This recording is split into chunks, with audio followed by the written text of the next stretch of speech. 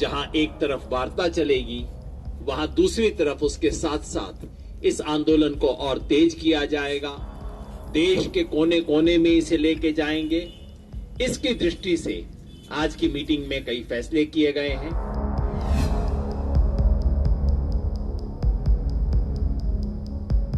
चार तारीख को हमारी वार्ता है।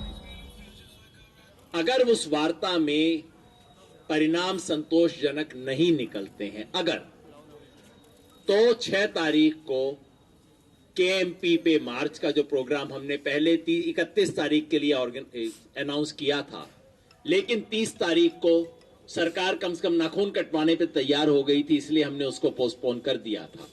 वो प्रोग्राम 6 तारीख को किया जाएगा केएमपी पे मार्च का।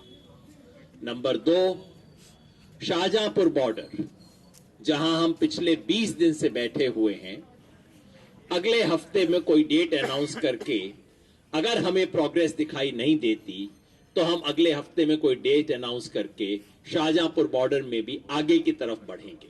6 तारीख से 20 तारीख तक 2 हफ्ते में पूरे देश में देश जागृति अभियान चलेगा। देश के कोने कोने में रैली, धरने, प्रदर्शन, प्रेस कॉन्फ्रेंस सब ऑर्गेनाइज की जाएंगी ताकि सरकार के इस झूठे प्रोपेगेंडा का जवाब दिया जा सके कि सिर्फ पंजाब है। फिर बोलते हैं सिर्फ पंजाब और हरियाणा है, आजकल बोलते हैं सिर्फ पंजाब, हरियाणा और राजस्थान है। हम इन्हें 20 तारीख तक समझा देंगे कि पूरा मुल्क है, कोई एक हिस्सा नहीं है।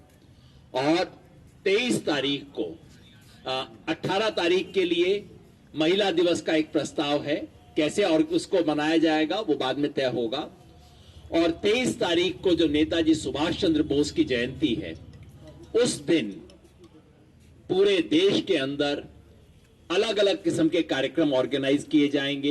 एक महापड़ाव का भी प्रस्ताव है, उस सब के ऊपर विचार किया जाएगा। 23 तारीख को 23 जनवरी नेताजी सुभाष चंद्र बोस के दिवस पे किसान को चेतना के लिए एक विशेष दिवस की घोषणा की गई है।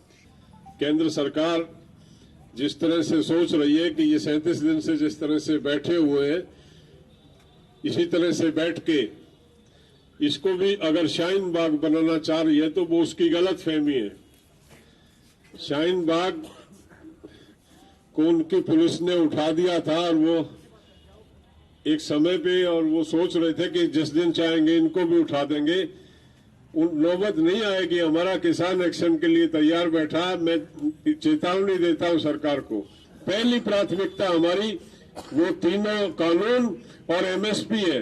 सरकार 4 तारीख को अगर सकारात्मक रूप पे नहीं आती और निराकरण नहीं करती है तो निश्चित तौर पे किसानों को भी कड़े फैसले लेने पड़ेंगे, उसकी जिम्मेवार सरकार होगी। एक निर्णय तो ये लिया गया, जितने भी टोल प्लाजा हैं फ्री कर रखे हैं, वो लगातार चलते रहेंगे। अगर कोई बाकी है तो उसको भी बंद कराने का काम किया जाएगा।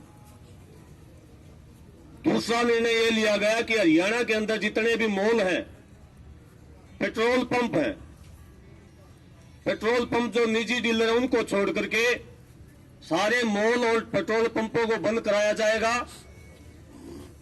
और इसके अलावा जो हरियाणा के अंदर बीजेपी और जेजेपी के जितने भी विधायक हैं, उप मुख्यमंत्री है, मुख्यमंत्री है, उनका लगातार गांव के अंदर, शहर के अंदर विरोध किया जाएगा और किया जा रहा है। और जब तक विरोध जारी रहेगा, जब तक कि हरियाणा की या गठबंधन की सरकार गिर नहीं जाती। अडानी के फॉर्चून प्रोडक्ट्स और दूसरा अंबानी के जियो सिम पोर्ट करना, उसके पेट्रोल पंप्स, उसकी मॉल्स है जो उनका बॉयकॉट करना, ये प्रोग्राम जो है ऑलरेडी हमने दिए हुए हैं।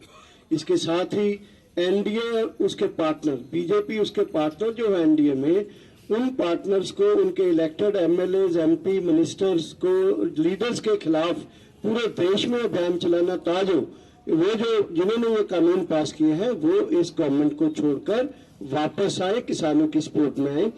हमने एक आंकड़ा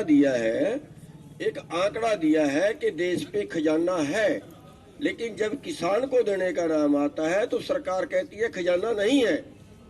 पिछले साल 5 लाख करोड़ निकाल के कारपोरेट को बांट दिया और जवाब नहीं आया मंत्री को अभी जो पिछली मीटिंग थी उसमें मंत्री जी को जवाब नहीं आया कि कारपोरेट को देने के लिए 17,000 करोड़ मूर्ति को दिया, 17,000 करोड़ देश के बिल्डरों को दिया, उनको देने के लिए खजाना है, किसान को देने के लिए खजाना नहीं है। और जो आंकड़े दिखा रहे हैं देश के, वो ये दिखा रहे हैं कि एमएसपी ना मिलने की वजह से हम आज भी 3 लाख करोड़ से ज्यादा पर साल घाटे में जा रहे हैं।